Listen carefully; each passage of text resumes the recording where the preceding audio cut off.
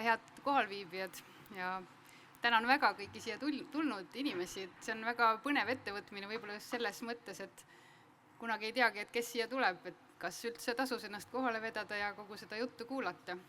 Ma olen ikka seda Maskis laulja saadet vaadanud selle pilguga, et kui terve hooaja laulmist vehkinud osaleja siis lõpuks oma maski peast võtab, et kas siis tabab kuulajaid selline pettumusohe, et no kes see on. Aga siiski, minu tänane kõne keskendub loodusele, armastusele ja tulevikule. Ma loodan, et te ikkagi leiate sellest midagi. Tulen siia Lahemaalt, täitsa otse. Eile peeti Lahemaa rahvuspargi 50. sünnipäeva. See on Eesti esimene rahvuspark, asutatigi 1. juunil 71. aastal. Eile ja üleeile peeti Lahemaal sellist väikest konverentsi, kus asetati selle rahvuspargi tähtsus globaalsesse ja lokaalsesse konteksti. Sõna võtsid Lahemaa kalurid, pärandniitude hooldajad, teadlased, kohaliku kultuuri kandjad, aga ka need, kes olid selle rahvuspargi sünni ja kasvamise juures. Mulle väga muljetavaldava ettekande pidaski eile Fredi Armand Tomps, kes oli üks Lahemaa rahvuspargi asutajatest ja sealse arhitektuuripärandi säilitajatest, aidates muu hulgas kaasa sellele, et meil on säilinud Lahemaa mõisad. Fredi Tomps rääkis, kuidas Lahemaa rahvuspargi sünd ei olnud mingi juhus. See oli raske töö ja õnne tulemus. See ei olnud iseenesest mõistetav, et meil on täna Lahemaa rahvuspark, sest tegelikult plaanid olid hoopis teised. Plaan oli laiendada fosforiidimaardlaid, rajada uusi linnu ja linnaosasid selleks, et neid teenindada. Neil keerulistel aegadel õnnestus ikkagi tänu armastusele looduse vastu ja eks ikka heale õnnele ka sellele rahvuspargile siiski alus panna. Fredi Tomps rõhutas, et selle rahvuspargi loomisega hoiti ära keskkonnakahju ning sotsiaalne ja kultuuriline katastroof ja tugevdati Eesti inimeste loodusalast eneseteadvust ja rahvustunnet, mis omakorda viis võiduni fosforiidisõjas, siis laulva revolutsioonini ja siis lõpuks iseseisvusenigi. See on üks näide sellest, kuidas me ei saa looduskaitse tähtsust alahinnata. Viisime hiljuti Maaülikooli teadlastega koostöös, Maaülikooli ja Tartu Ülikooli teadlastega koostöös läbi ühe analüüsi Eesti ökosüsteemide, Eesti looduse seisundi kohta ja tuvastasime sellise tõsiasja, et heas ja väga heas seisus ökosüsteemid, meie loodus, on peamiselt säilinud vaid kaitsealadel. Väljaspool kaitstavaid alasid loodus vaesub, tasapisi, mõnes kohas aeglaselt, mõnes kohas kiiresti, olenevalt sellest, milliseid valikuid me selles looduses teeme. Aga trend on hästi selge. Üle maailma, üle Euroopa ja nüüd ka Eestis, seal, kust loodust teadlikult ei hoita, seal ta vaesub. Seetõttu mul on ka väga kahju kuulata viimasel ajal tekkinud erinevaid arvamusavaldusi, kus pannakse kahtluse alla, kas looduskaitse on üldse vajalik või kas tegu on ehk ahistamise või kiusamisega. Ometi on just looduskaitse ju see, mis on hoidnud meie Eesti varandust, meid ümbritsevat elu. Selliseid alasid, kus tehakse loodusele hästi teadlikke ja häid valikuid, peab olema füüsiliselt, pindalaliselt palju. Piisavalt suurel pindalal, et saaks kõik protsessid hästi toimida. Teadlased on nüüd kindlaks teinud, et looduskaitsealad või sellised looduse turvaalad peaksid tõepoolest kaitsma minimaalselt 30% kogu maismaast.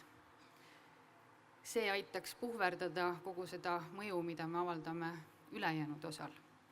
Seetõttu me oleme üsna selliste oluliste valikute ees meie maastikes. Ja ehk on kogu aeg meeles pidada, et Eesti ei olegi ju ainult meie kodu, vaid Eesti on kodu veel 40 000 liigile. Meie, need 40 000 liiki ja need elupaigad on ka väga tihedalt seotud. Ja kuna me oleme juba võtnud endale sellise toimeka rolli üleüldse inimesena, siis on ju tegelikult Eesti looduse käekäik täiel määral meie kätes. Ja võiks isegi mõelda niimoodi, et see väike osa maailma loodusest, see vähem kui 1%, on just saatusest antud meie kanda ja hoida pandiks praegustele ja tulevastele põlvedele, nagu on meil põhiseaduses kirjas, kuigi seda päris niimoodi ei tõlgendata. Me kõik armastame loodust, täiesti eranditult, see on raudkindel. Mõni meist tunneb ära või oskab määrata kõiki Eesti taime- või loomaliike, aga mitte loodusraamatute või määrajate rea pikkus raamaturiiulis ei määra ära seda, kui suur on meie loodusarmastus. Armastus, ka loodusarmastus ei ole võistlus, sellel ei ole selliseid norme ega reegleid, vaid igaüks armastab loodust ja ükstapuha mida endale omasel moel. Vahel me nimetame looduse armastuseks ju tegelikult jalutamist Paide Lembitu pargis, vahel tervisespordiks, vahel lillepeenraks või kalapüügiks, vahel kauniks vaateks või isegi kodus on loodusarmastus siis, kui me vaatame maale, loeme luulet või mõnda muud teost. Loodus peitub kõikjal. Aga armastusega on nii, et vahel me kipumegi seda võtma iseenesestmõistetavana ja natuke ära unustama, miks me armastame või miks me näiteks armusime. Et nii nagu meil võib igapäeva askeldustes ununeda, et see inimene, kellega me näiteks koos elame, on tegelikult meile ju väga kallis ja samal ajal oleme ehk unustanud, miks täpselt me temasse armusime. Ja nii me võib-olla ei panegi iga päev tähele seda, mis on looduses armastamisväärset ja miks me peame temast 10 küünega kinni hoidma. Iga liik oma keeruliste interaktsioonidega on palju keerukam ja imetlusväärsem kui tegelikult suur osa või peaaegu kõik inimkätega loodu. Ma lähen natukene loominguliseks siin, aga ka loodus ise on armastust täis. Palju kiindumuse objekte on igal looduse komponendil. Näiteks kullerkupu kärbes armastab ilmselt palavalt kullerkuppu, keda ta tolmeldab, mesilane õit. Hooghännaline armastab kõdu, mida ta sööb. Ja linnuvanemad armastavad oma poegi. Meie armastust nad otse ei vajagi, aga kuna meie mõju on nii suur, siis ilma meie armastuseta nad hakkama ei saa. Ja võib-olla vaatame riiklikku looduskaitsetki, kui mitte tülikate piirangute ja bürokraatia kogumit, vaid hoopis eesmärgistatud tegevust, mille eesmärgiks ongi meie armastatud kaitsta.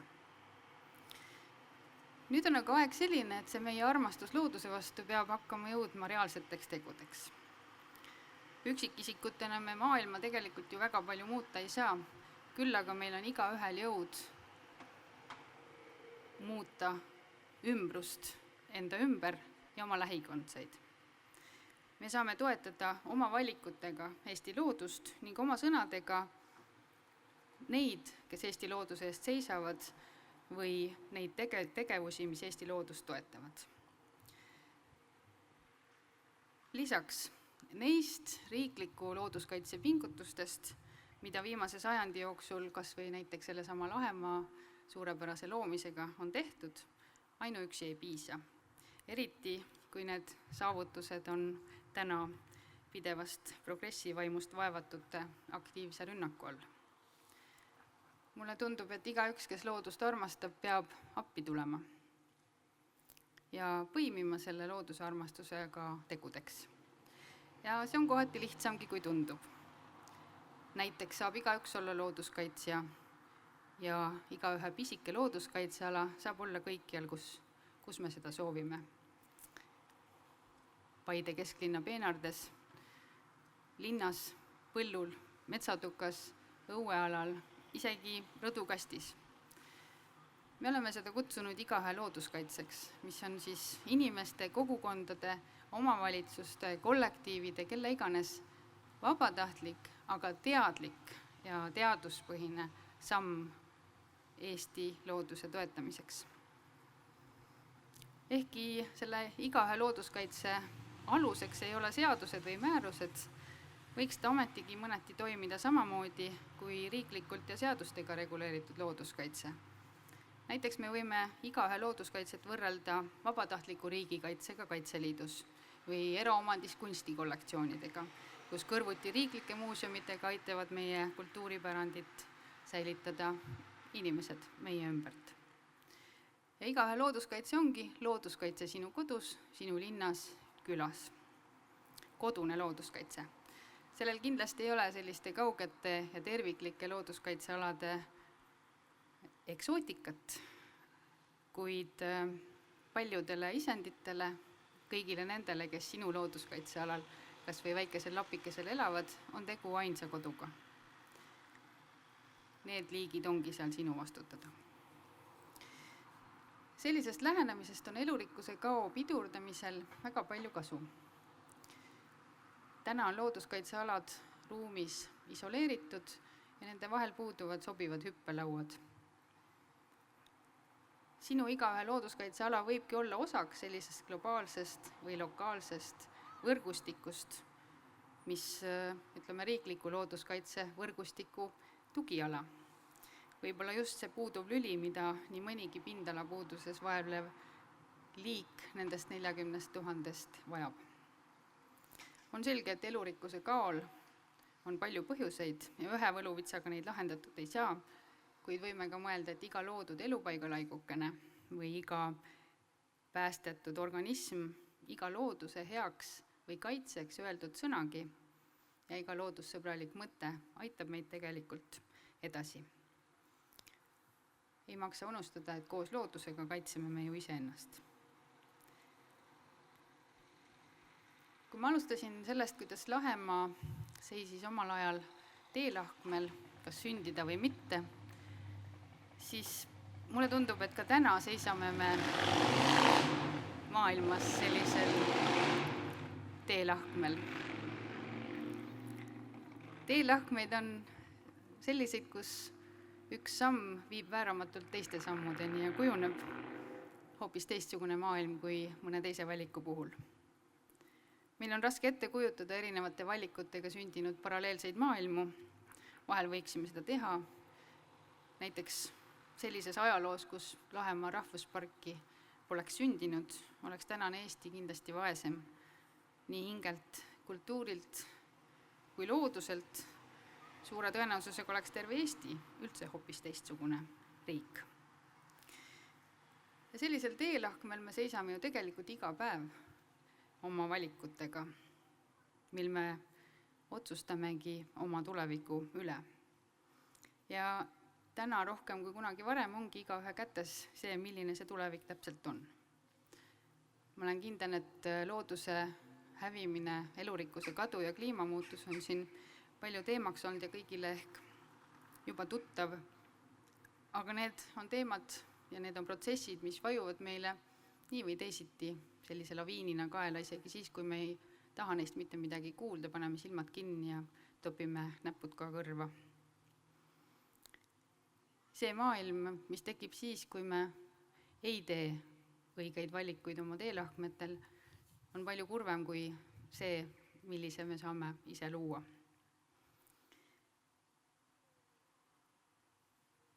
Ma sooviksin, et igaüks leiaks üles oma looduse armastuse ja aitaks luua Eesti igavesti loodusrikkaks, kus kogu elu mitmekesisus ja rikkus on hoitud nii Eesti kaitsealadel, aga ka kõikjal mujal. Aitäh!